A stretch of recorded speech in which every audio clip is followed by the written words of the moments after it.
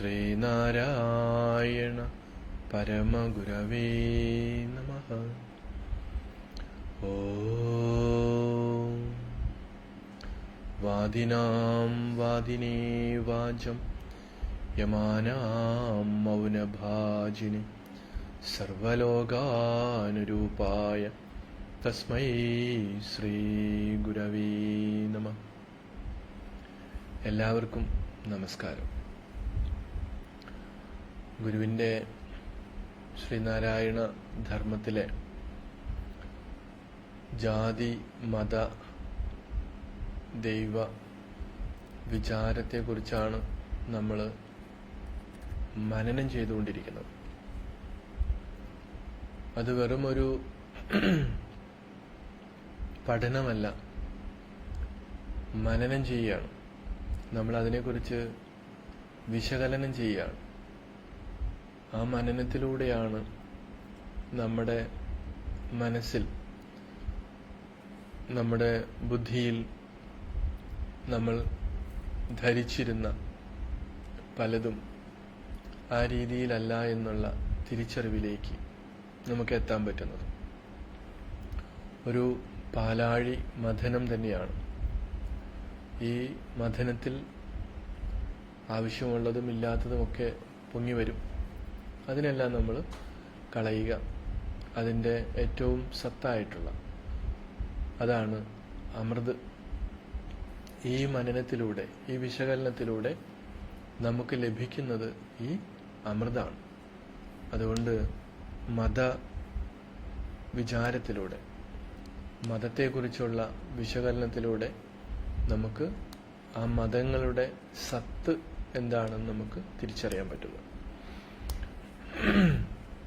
അപ്പോൾ ഗുരു അടുത്ത ശ്ലോകത്തിലൂടെ പറയാൻ ശ്രമിക്കുന്നത് എന്താണെന്ന് നമുക്ക് നോക്കാം. മാഹമ്മദാഹ ക്രൈസ്തവാശ്ച ജൈന ബൗദ്ധ സ്ഥതാതരെ ഏകതാപാദനായേവ പ്രയന്തേ നിരന്തരം. അപ്പോൾ മാഹമ്മദാഹ ക്രൈസ്തവാഹ ജൈനാഹ ബൗദ്ധാഹ, ഇവിടെ മുഹമ്മദീയരും ക്രൈസ്തവരും ജൈനരും ബൗദ്ധരും ഇവരൊക്കെ ഓരോരോ മതവിശ്വാസികളാണ്. തഥാ അപ്രകാരം ഇതരേച മറ്റുള്ള മതക്കാരും ഏകതാപാദായ ഒന്നിനെ പ്രാപിക്കാൻ വേണ്ടി തന്നെ നിരന്തരം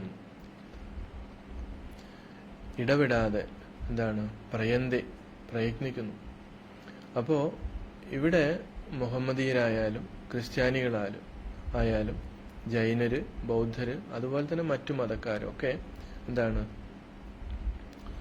ഈ ഒന്നിനെ പ്രാപിക്കാൻ തന്നെ, അല്ലേ, ഏകതാപാദാനായ ഒന്നിനെ പ്രാപിക്കാൻ വേണ്ടി തന്നെയാണ് അശ്രാന്തം പരിശ്രമിക്കുന്നത്. അല്ലാതെ പലതിനെ പ്രാപിക്കാൻ വേണ്ടിയിട്ടല്ല. ഒരേ സത്യത്തെ പ്രാപിക്കാൻ വേണ്ടി, അല്ലെങ്കിൽ പ്രാപിച്ചവരാണ് ആ മതത്തിന്റെ സ്ഥാപകന്മാരെന്ന് പറയുന്നവർ.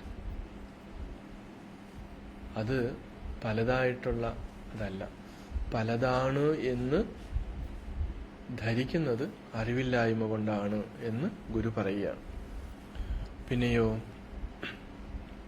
ഏകത്വം അനുസന്ധാതും സർവേഷാം ഹി സമുദ്യമഃ ഏകമേവ മതം തേഷാം നാത്ര പക്ഷദ്വയം മതം.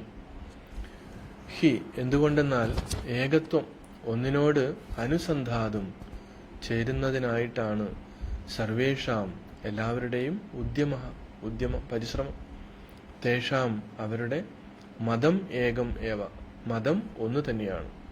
അത്ര മതം, ഇവിടെ മതം ന പക്ഷദ്വയം, രണ്ടില്ല.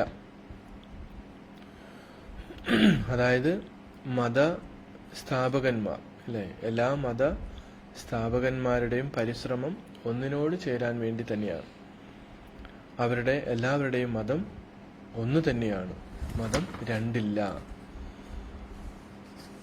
സാമാന്യസത്താ സർവേഷാം മതാനാം അനുബന്ധീനി ഏകൈവാദോപ്യേകം ഏവ മതം യുക്തി ചമത്കൃതം.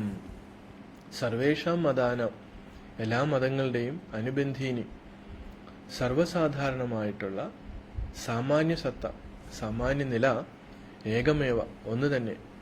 അതഹ, അതുകൊണ്ട് യുക്തി ചമത്കൃതം മതം ഏകം ഏവ, യുക്തിയുക്തമായ മതം ഒന്ന് തന്നെയാണ്.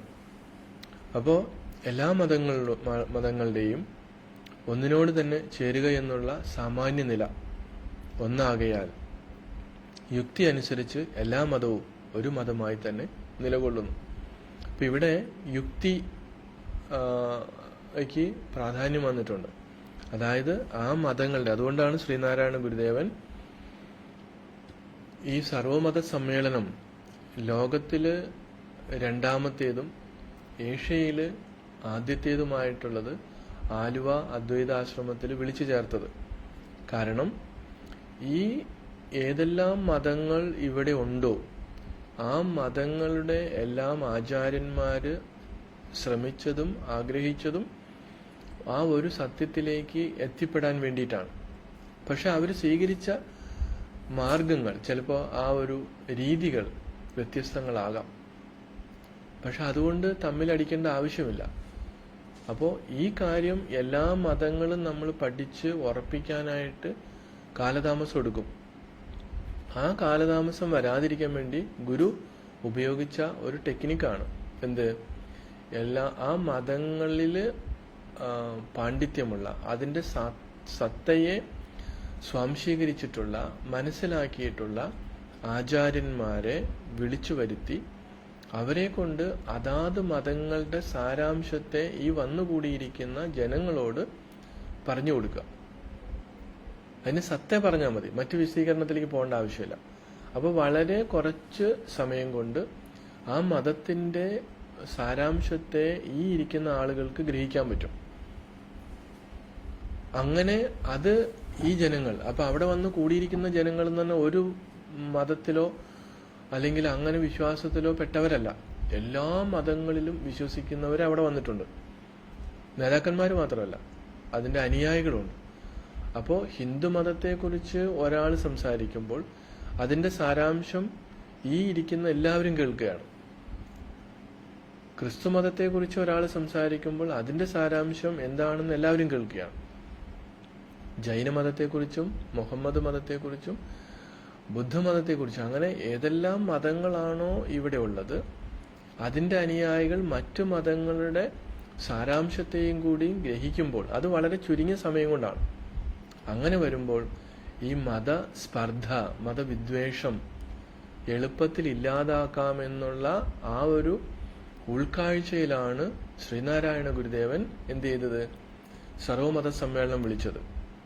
എന്നാൽ ലോകത്തിലെ ആദ്യത്തെ സർവമത സമ്മേളനം ഷിക്കാഗോയിൽ, അമേരിക്കയിൽ ഷിക്കാഗോയിൽ വിളിച്ചത് എന്തിനു വേണ്ടിയായിരുന്നു?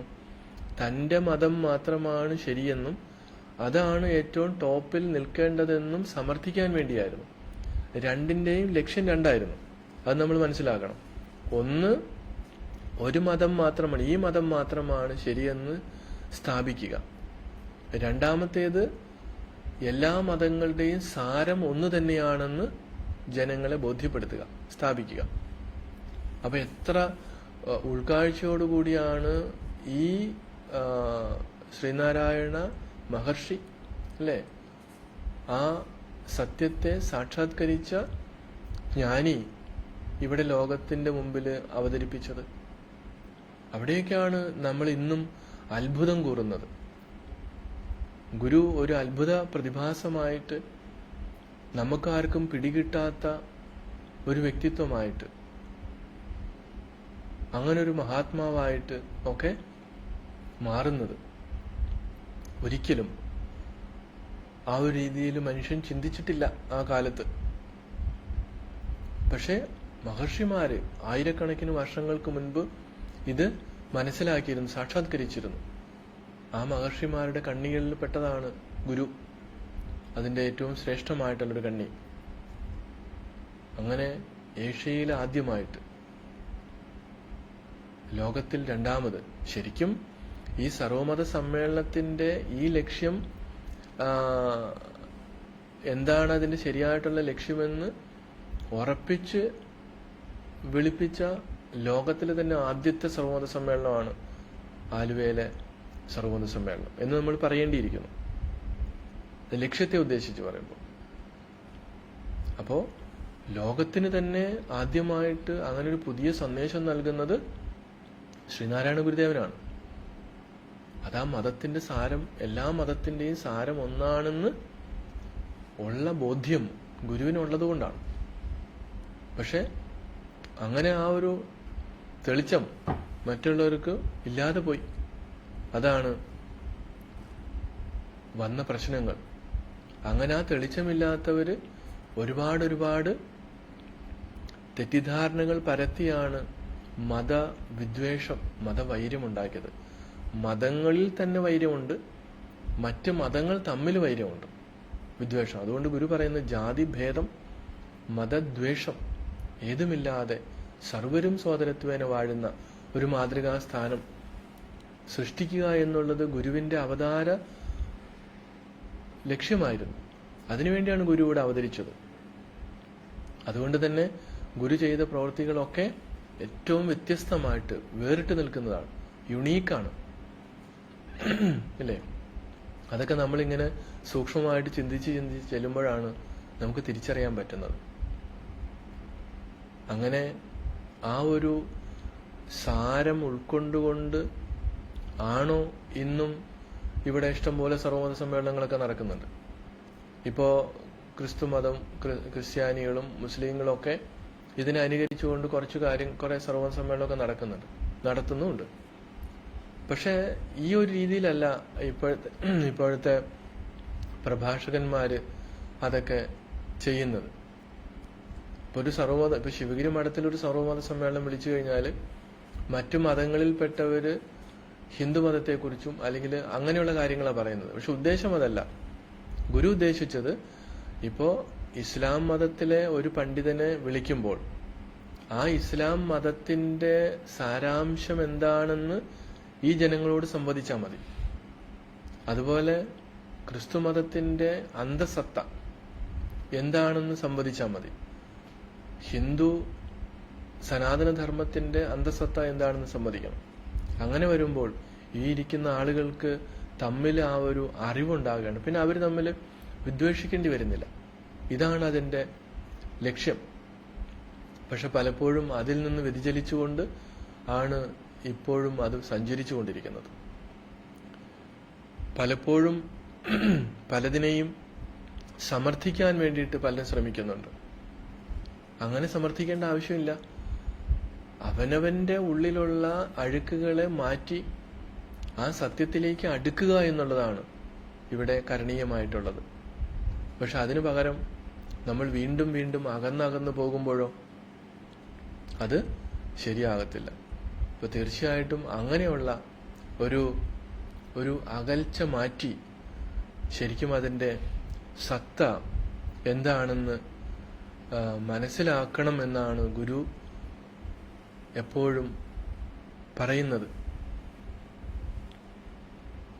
അതിന്റെ യുക്തി അവിടെ അപ്പോഴേ ചേരുള്ളൂ, അല്ലെങ്കിൽ അതിന്റെ യുക്തി ചേരത്തില്ല. പിന്നെയോ അനേക മതസിദ്ധാന്ത അജ്ഞാത്വേകം ഹി ഹസ്തിനി അന്ധാ ഇവ വിദണ്ഡോക്തേ മൂഢ മുഹ്യന്തി നേതരെ. എന്താണ് ഇതരേതേ?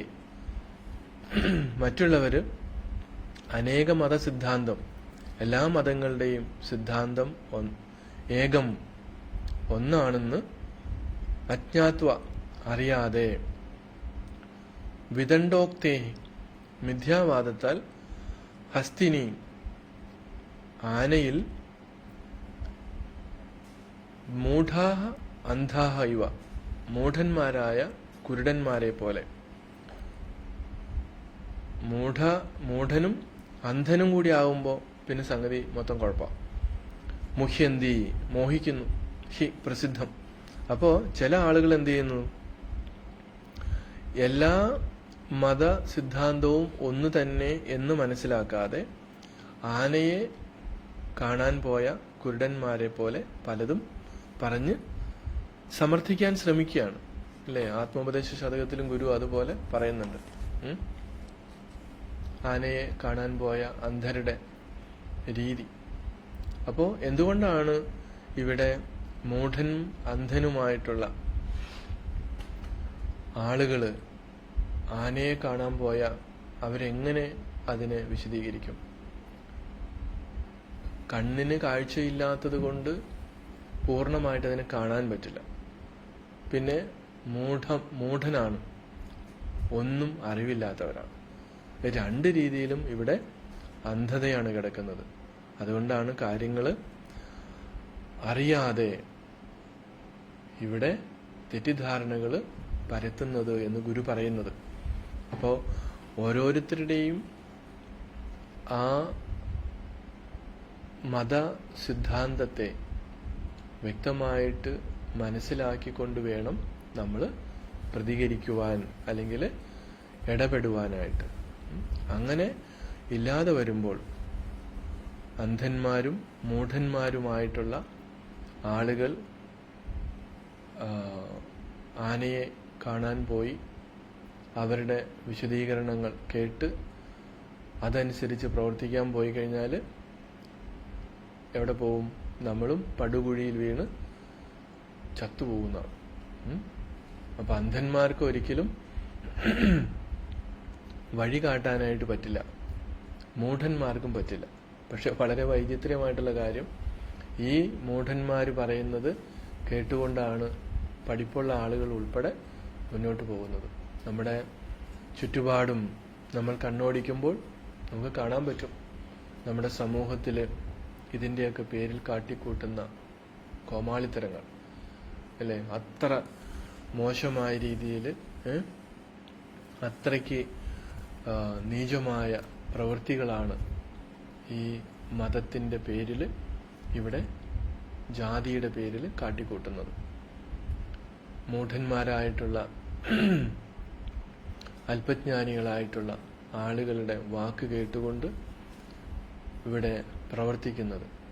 നമ്മുടെ ഇതിൻ്റെ പേരിൽ രാഷ്ട്രീയവും അല്ലെ മതത്തിൻ്റെയും ജാതിയുടെയും പേരിൽ കാട്ടിക്കൂട്ടുന്ന രാഷ്ട്രീയ കോമാളിത്തരങ്ങളും, എന്നിട്ട് പൊതുജനങ്ങൾ കഴുതകളായി നിസ്സഹായരായിട്ട് പ്രതികരിക്കാൻ കെൽപ്പില്ലാത്ത ആരെങ്കിലും ബുദ്ധിയുള്ള തിരിച്ചറിയുന്ന ഒരാൾ മാത്രമായിരിക്കും ചിലപ്പോൾ രാജാവ് നഗ്നനാണെന്ന് വിളിച്ചു പറയുന്നത്. മറ്റുള്ളവരൊക്കെ അന്ധതയിൽ അല്ലെങ്കിൽ ഓരോരുത്തരുടെ ഓരോ കാര്യങ്ങൾ നേടാൻ വേണ്ടി പലതും മിണ്ടാതിരിക്കുന്ന ആളുകൾ അല്ലെ. ദയനീയമായിട്ടുള്ളൊരവസ്ഥയാണ്. അപ്പോൾ പൊതുജനം കഴുതയാണ് എന്ന് പണ്ട് പറഞ്ഞ ആ ഒരു കാര്യം എത്രയോ ശരിയായിട്ടാണ് ഇവിടെ നടക്കുന്നത്. വ്യക്തിപരമായിട്ട് നമ്മളെല്ലാം ബുദ്ധിയുള്ളവരും, പക്ഷെ പൊതുജനമായിട്ട് മാറുമ്പോൾ നമ്മൾ കഴുതകളുമാണ് അല്ലേ. അതുകൊണ്ടാണ് നമുക്കിതൊക്കെ സഹിക്കേണ്ടി വരുന്നത്. നമ്മുടെ TV ചാനലൊക്കെ തുറന്നു കഴിയുമ്പോൾ ചർച്ചകളിലൊക്കെ ഇവിടെ നീറുന്ന പ്രശ്നങ്ങൾ, ഓരോ വ്യക്തികളും അനുഭവിക്കുന്ന ദുഃഖങ്ങൾ, ഒരുപാട് പ്രശ്നങ്ങൾ ഇവിടെ ഉണ്ടായിട്ട് ആ കാര്യങ്ങളെക്കുറിച്ച് ചർച്ച ചെയ്യാതെ വിവാദങ്ങൾ ഉണ്ടാകുന്ന കാര്യങ്ങൾ, ഏറ്റവും മലീമസമായിട്ടുള്ള കാര്യങ്ങൾ, കുഞ്ഞുങ്ങൾക്കും അതുപോലെയുള്ള മറ്റുള്ള ആളുകൾക്കൊന്നും വേണ്ടാത്ത കാര്യങ്ങളെക്കുറിച്ചുള്ള എത്രയോ മണിക്കൂറുകൾ നീണ്ടു നിൽക്കുന്ന ചർച്ചകൾ, സഭ്യമല്ലാത്ത വാക്കുകൾ, ഇതൊക്കെ കേട്ട് കണ്ട് ഇരിക്കേണ്ട ഗതികേട്. ഇലക്ഷന് വോട്ട് പിടിച്ചു കഴിഞ്ഞാൽ പിന്നെ അവര് തിരിഞ്ഞു നോക്കാതിരിക്കുക. ഇപ്പൊ എത്രയോ സോപ്പിട്ടാണ് ഓരോരുത്തരും വീടുകളിൽ കയറി ഇറങ്ങുന്നത്. പക്ഷെ നന്മ ചെയ്യുമ്പോൾ അതിനെ അംഗീകരിക്കാതെ അതിന് വേറെ എന്തെങ്കിലും കുറ്റങ്ങൾ കണ്ടുപിടിച്ച് തെറ്റിദ്ധരിപ്പിക്കുന്ന പ്രവണത, ഇങ്ങനെ ഏതെല്ലാം രീതിയിൽ നമ്മൾ നോക്കുമ്പോൾ നമ്മുടെ ഈ പഠിച്ച പഠിപ്പും നമ്മൾ ജീവിക്കുന്ന രീതിയും ഒക്കെ യാതൊരു ബന്ധവുമില്ലാതെ പോവുകയാണ്. അപ്പോൾ മതം ഈ സമൂഹത്തിൽ ചെലുത്തുന്ന സ്വാധീനം യഥാർത്ഥ മതമല്ല, സ്വാർത്ഥ മതം ഇല്ലേ? അത് അതിൻ്റെ അതിപ്രസരം, അതിലൂടെ അധികാരത്തിലെത്താൻ വേണ്ടി രാഷ്ട്രീയത്തെ ഉപയോഗിച്ചുകൊണ്ട് അധികാരത്തിലെത്താനും അതിലൂടെ പണം സമ്പാദിക്കാനും തൻ്റെ രാജ്യം വെട്ടിപ്പിടിക്കാനും കാണിക്കുന്ന വെമ്പൽ, അല്ലേ? ഇതൊക്കെ നമ്മളിൽ എത്ര പേർ ഇതിനെക്കുറിച്ച് ചിന്തിക്കുന്നുണ്ട്? നമ്മൾ യാന്ത്രികമായിട്ട് കുറേ കാര്യങ്ങൾ പഠിക്കുന്നു, അതൊരു വഴിക്ക് കിടക്കുന്നു. നമ്മുടെ യഥാർത്ഥമായിട്ടുള്ള ജീവിതം ഒരു സൈഡിൽ കിടക്കുന്നു. ഇത് തമ്മിൽ കൂട്ടിയോജിപ്പിക്കാൻ പെടുന്ന പാട് ചിന്തിക്കുന്നവർക്കേ ഉള്ളൂ. ചിന്തിക്കാത്തവർക്ക് ഒരു കാര്യവുമില്ല. പലപ്പോഴും പ്രത്യേകിച്ച് ഇപ്പം നമ്മുടെ ഈ ഇലക്ഷൻ പ്രചരണമൊക്കെ കാണുമ്പോൾ യുവാക്കളായിട്ടുള്ളവരുടെയൊക്കെ പ്രതികരണം, കുറേ ആൾക്കാർ ഇതിൻ്റെ പുറകെ നടപ്പുണ്ട്. എന്തിനു വേണ്ടിയാണ് അവർ നടക്കണമെന്ന് ചോദിച്ചാൽ അവർക്കും അറിഞ്ഞൂടാ. പകലില്ലാതെ ഇങ്ങനെ നടക്കുക, ജീവിതം യാതൊരു വെളിച്ചവുമില്ലാതെ, ജീവിതത്തിന് യാതൊരു ലക്ഷ്യവുമില്ലാതെ.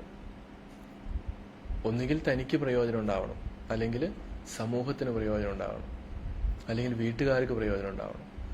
ഇങ്ങനെ ആർക്കും പ്രയോജനമില്ലാത്ത കുറേ ആളുകൾ ഇന്ന് നമുക്കുണ്ട്. അവരാരും ഇങ്ങനെ ചിന്തിക്കുന്നില്ല, ഞാൻ ആർക്ക് വേണ്ടി, എന്തിനു വേണ്ടി ആണ് ഇവിടെ ജീവിക്കുന്നത്.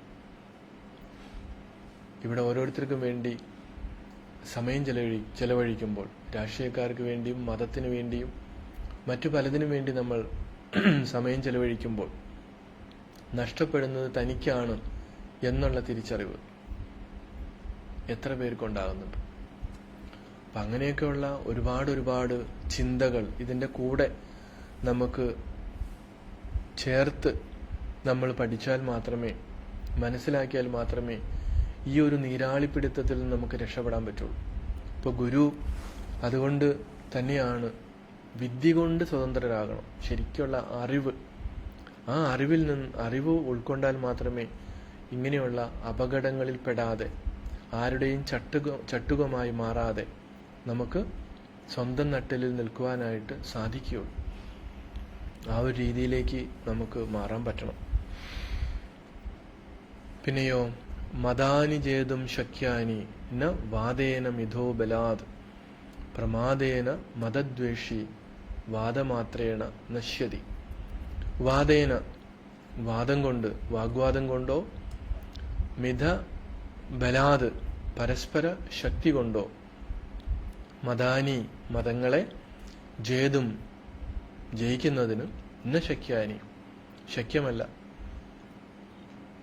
പ്രമാദേന, മിഥ്യയായിട്ടുള്ള ജ്ഞാനം കൊണ്ട്, മതദ്വേഷി, മറ്റു മതത്തെ ദുഷിക്കുന്നവൻ, വാദമാത്രേണ, വാഗ്വാദത്താൽ തന്നെ എന്ത് ചെയ്യുന്നു?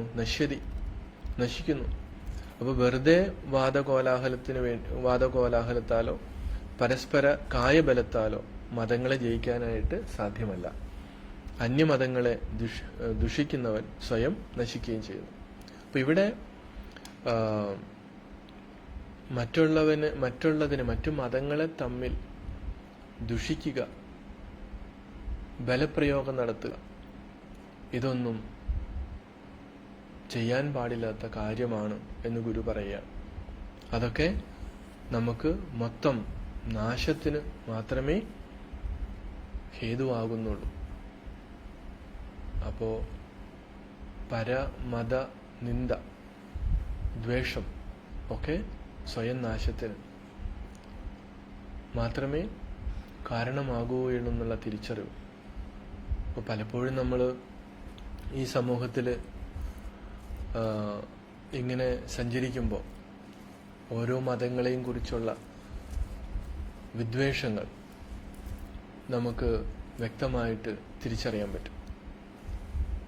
അപ്പോൾ ഒരിക്കൽ നമ്മളിവിടെ ശിവഗിരി മഠത്തിൻ്റെ ബ്രഹ്മവിദ്യാലയത്തിൽ ഞങ്ങൾ പഠിക്കുന്ന കാലത്ത് അങ്ങനെ ഒരു സംഭവം ഉണ്ടായി. അതായത് ഇവിടെ ബൈബിളും ഖുറാനും ഒക്കെ സാമാന്യമായിട്ട് പഠിക്കണം. അതിൻ്റെ ഭാഗമായിട്ട് ബൈബിള് പഠിപ്പിക്കാൻ ഒരാൾ വന്നിരുന്നു. അപ്പം അദ്ദേഹം ഒരു ഉപദേശി സമ്പ്രദായത്തിലുള്ള നല്ല പഠിപ്പുള്ള ആളാണ്.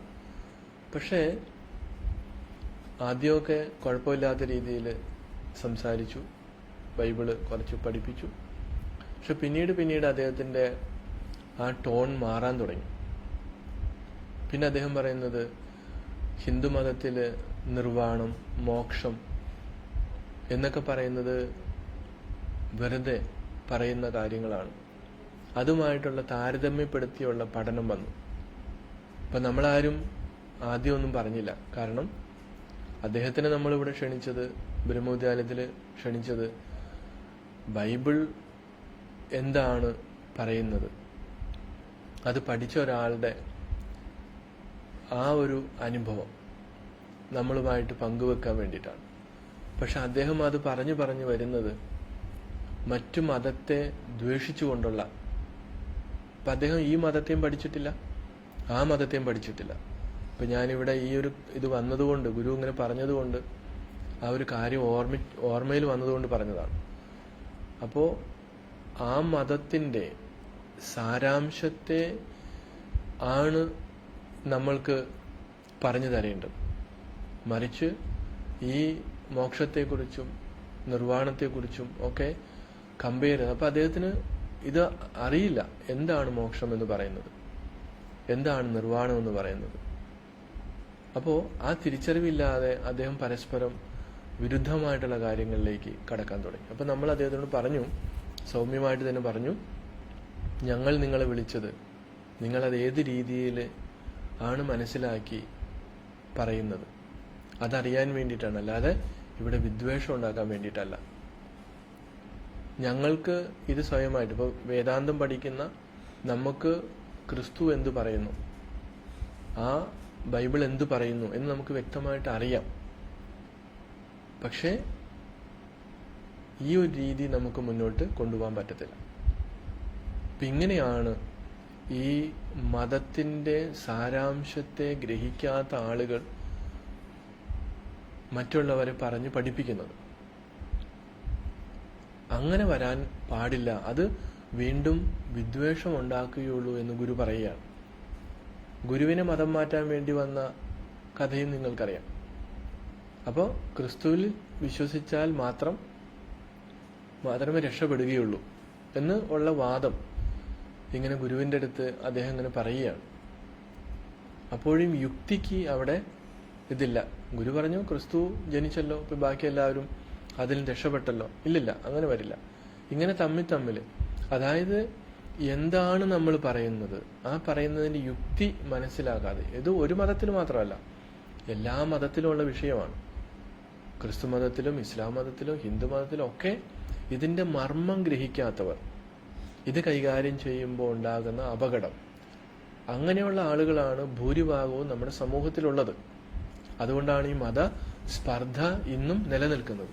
അപ്പം അതിന് പരിഹാരമാണ് ഗുരു പറഞ്ഞത്, ഓരോ മതത്തിൻ്റെയും സാരാംശത്തെ മറ്റുള്ളവർ കൂടി മനസ്സിലാക്കണം. അത് മുൻവിധിയോടുകൂടിയല്ല, മുൻവിധിയില്ലാതെ നമുക്കത് മനസ്സിലാക്കി പോകുമ്പോൾ വിദ്വേഷിക്കേണ്ട ആവശ്യം വരുന്നില്ല.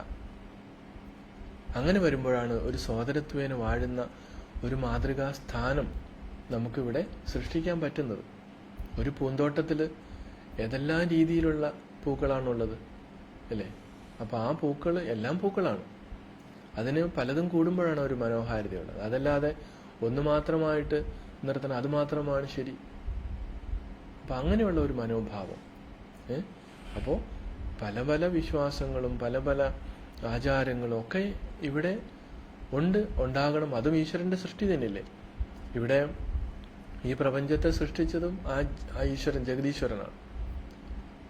അപ്പം നമ്മൾ തമ്മിൽ, ഈ അറിവില്ലാത്തവർ തമ്മിലുള്ള വടംവലി പാഴ്വാക്കാണ്, അല്ലെങ്കിൽ പാഴ്വേലയാണ്.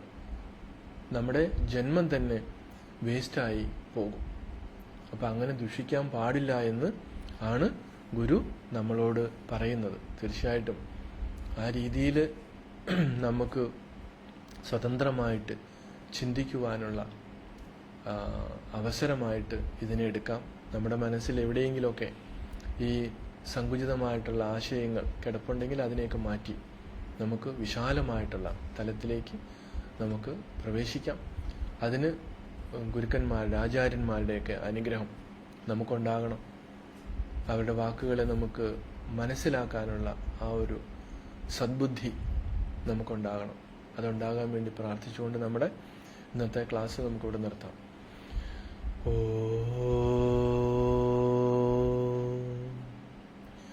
സർവേ ഭവന്തു സുഖിനഃ, സർവേ സന്തു നിരാമയാഃ, സർവേ ഭദ്രാണി പശ്യന്തു, മാ കശ്ചിത് ദുഃഖഭാഗ് ഭവേത്. ഓം ശാന്തി ശാന്തി ശാന്തി. ഓം ശ്രീനാരായണ പരമഗുരവേ നമഃ.